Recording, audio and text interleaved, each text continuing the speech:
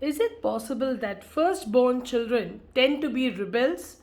I know for sure that I have these tendencies, whereas my other siblings are conformant. I have seen the same elsewhere too. I'm curious. It is the tendency of the mind to look for patterns.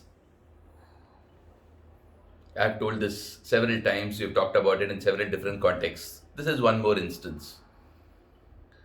The point is, there are psychological tomes available, books which actually tell you about the difference between first children in general, middle children in general, and last born children in general. I think there is a very beautiful book called First Child, Second Child. I don't remember the author, etc., right now, but if you search for it, I'm sure you'll find it. But let me assure you that tendency to rebel is not one of those things that would typically be associated with firstborn children across the board. It is the circumstances of an individual that actually determine which part of their genetic potential actually gets expressed.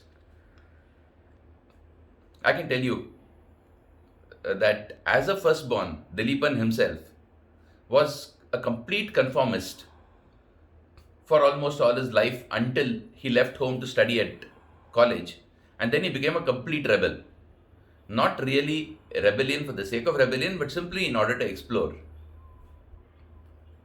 So, for an outsider, it would look like he was a rebel.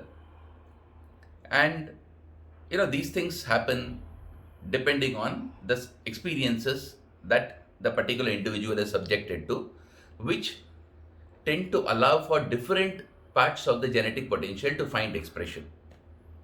So it is nice and beautiful that you characterize yourself as a rebel. Do not think you're a rebel. You are not.